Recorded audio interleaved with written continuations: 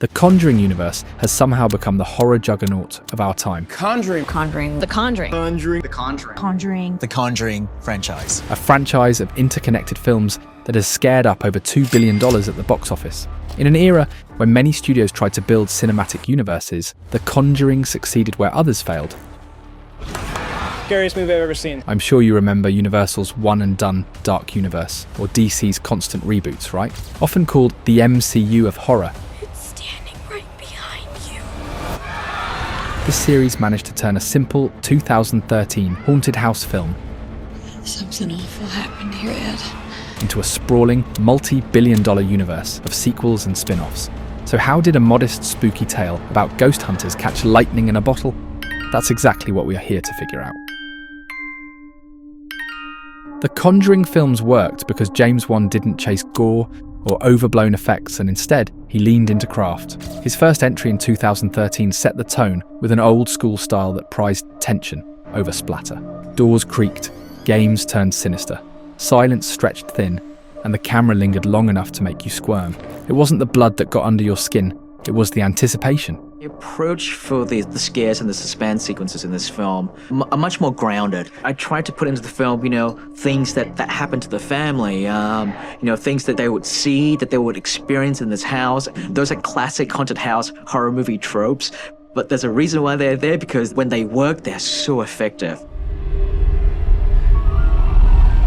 Much of that came from practical work. Real contortionists twisted their bodies into unnatural shapes, performers wore heavy makeup to become demons, and costumes gave us figures like Valak or the Crooked Man. This isn't genuine, this is a person. Yeah. Obviously in makeup, Javier. but this Yeah. seemed like it would actually be terrifying in real time. No, of all the horror movies that I've done, working with Javier on that scene in particular, that's the scariest thing that I've ever done. CGI barely registered beyond cleaning up wires or adding small touches. That restraint gave the films a texture you could almost feel, and audiences picked up on it without needing to be told. One had already proved with Insidious that he could wring scares from suggestion rather than carnage, and The Conjuring pushed that idea further. Set in the 1970s, it played like a haunted house tale with Spielbergian attention to timing and movement. Long, steadicam shots drifted through dim corridors, teasing what sat just out of view. I've always said what makes scary movies work is not so much the visual, it's the sound. It's what you think you see through the sound design that is the most important thing. Wardrobes opened on their own, hands clapped in the dark, and the camera refused to cut away, letting dread pool in your stomach before the scare finally landed. The famous hide and clap sequence is still a textbook case of how to build and release tension with nothing more than sound, space, and patience. That focus on the atmosphere made the fear last longer.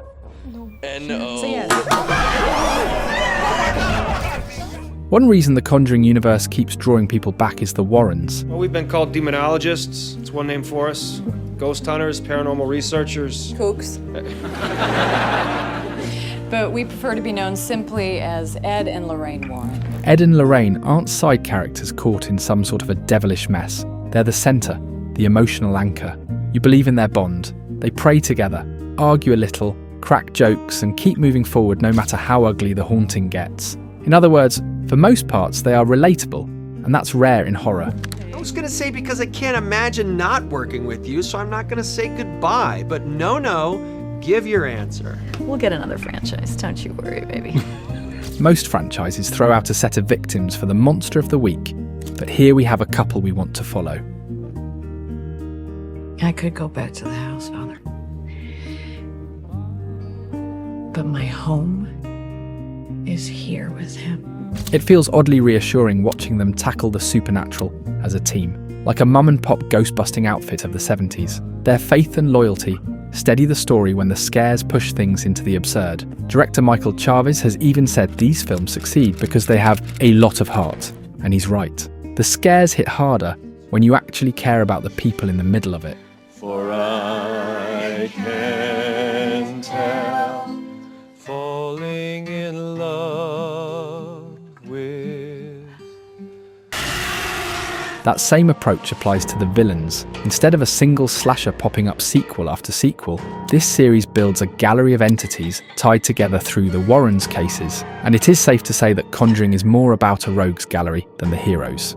Annabelle, Valak the Nun, The Crooked Man, La Llorona, each makes a mark, then branches out into spin-offs. Annabelle has a trilogy, Valak has 2 Nun films, and the Warrens' artifact room quietly threads everything together. The fun comes from seeing how these cases overlap, how one demon in England ties to another in Romania. But the most appealing factor of the Conjuring universe is its...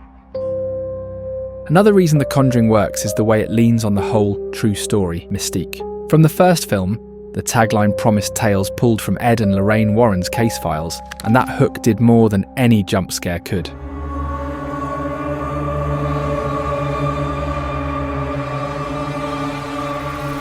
A ghost story feels one way when you know it's fiction. It lands harder when the movie insists this farmhouse in Rhode Island or this family in England really went through it. After watching the Perrons haunted in the 2013 film, audiences immediately started Googling the real farmhouse. Mining the Warrens' decades of work also means the filmmakers never run out of material. The first movie used the Perron haunting from 1971, the sequel tackled the famous Enfield case from 1977, and The Devil Made Me Do It dramatised the 1981 trial of Arnie Johnson, who claimed demonic possession forced his hand in murder. The newspaper came and I told them what happened. I said he was possessed. Even the spin-offs dip into that lore. Annabelle was modelled after a Raggedy Ann doll, the Warrens locked in their museum, and the demonic nun was tied into their files as well, even if that link was fictional. The marketing angle is obvious, but it's also effective storytelling. Tell me about the beginning, the first night the bureau happened. What was your brother's doing? Pulling the bell. I wasn't quite sure now. It was scary. Yeah.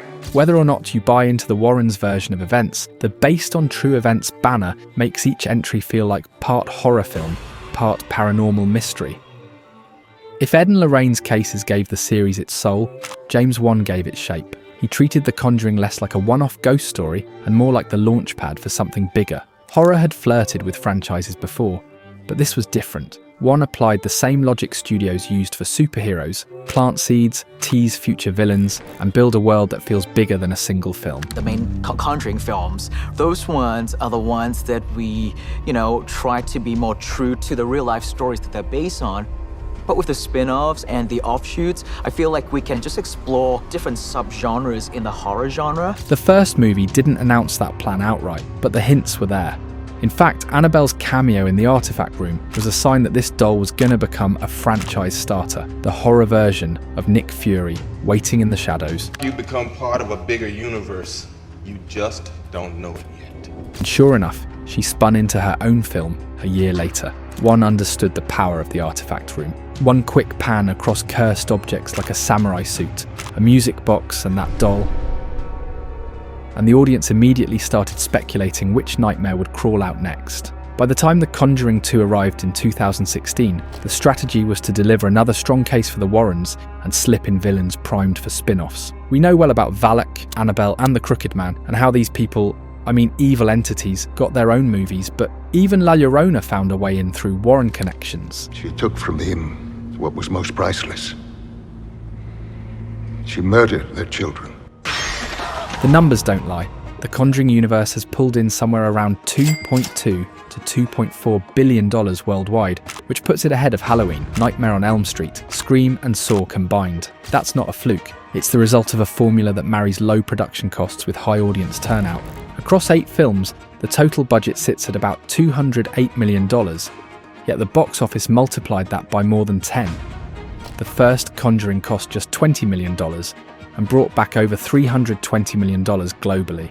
Spin-offs like Annabelle Creation or The Nun were made for under $30 million and still returned 5 to 10 times that figure. Even the weaker entries, the ones critics tore into, sailed past the $200 million mark. The Nun stands tallest at $363 million, despite a bruising 24% Rotten Tomatoes score. By then the brand carried enough weight that reviews didn't matter. If the trailer said it came from the Conjuring universe, audiences bought tickets. Critically speaking, the picture is more uneven. The main trilogy has been well received. The first film sits at 86% on Rotten Tomatoes and even scored an A- cinema score, which almost never happens for horror.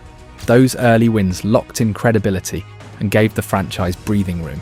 Later spin-offs got mixed receptions. The first Annabelle and La Llorona took beatings from critics, but the fan base kept turning up. That's because the series never lost its tone.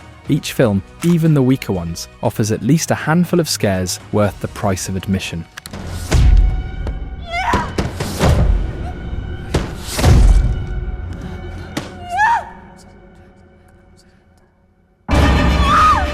The franchise has a high floor, which explains why it still feels reliable a decade in.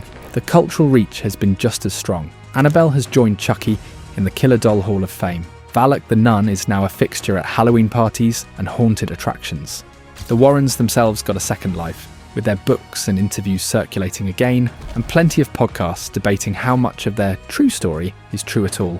Theme park attractions, merchandise, costumes. The Conjuring turned its demons into recognisable icons. There's also the moral clarity of these stories. Evil exists, but it's something you can fight. Dark as you get with these stories, there was going to be a real freedom in wanting to show the light and the love. And that purity is just a stark contrast to that negativity and the darkness that we portray. And that's what's so appealing. The Warrens, with their faith and determination, offer a kind of old-fashioned reassurance. Demons shriek. Families suffer. But light wins in the end. In a genre often marked by nihilism, that feels almost radical. I've always harbored the desire and aspiration to want to make a love story, and so I guess I just kind of disguised it as a horror movie to get that across.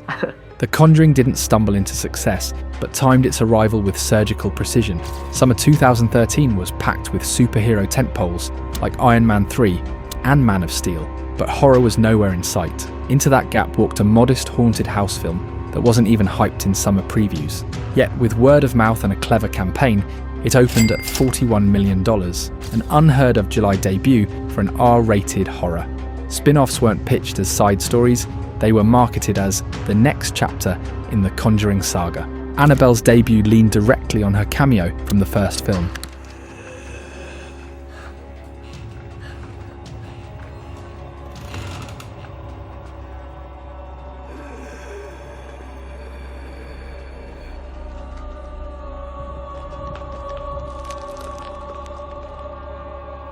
Trailers for The Nun reminded viewers of her appearance in Conjuring 2.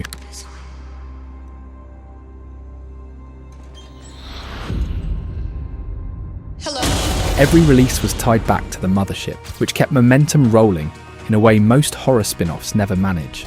Release dates were just as calculated. Mainline Conjuring films countered blockbusters in summer, while spin-offs like The Nun hit in September to ride straight into Halloween season.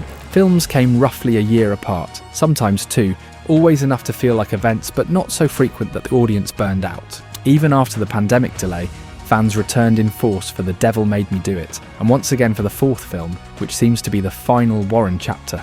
Greatest thing about this series is we really love the Warrens, and any fan going into this movie is wondering what's going to happen to them, like how does it end? And this is their ending. It's something I'm very excited for people to discover. Conjuring 4 Last Rites delivered the series' biggest global opening yet, and now a television spin-off is officially on the way with Wan and Peter Safran guiding it. What started as one ghost story about Ed and Lorraine has turned into a multimedia juggernaut. Few could have predicted it in 2013, but the franchise is now as close to a horror institution as you can get. Mirror standing behind you.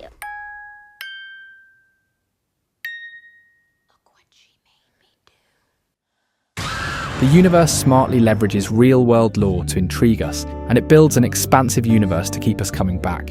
It has balanced critical quality with commercial appeal, and marketed itself shrewdly every step of the way.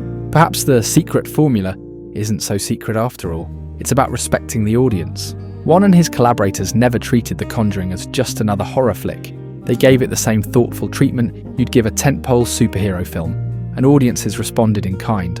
So while many other would-be horror franchises flame out or get rebooted into oblivion, The Conjuring endures. Why does it work so well when so many others fail? Because it earned our trust and our fear. It scared us out of our seats, but also convinced us to invest in its world. We're done. We're done.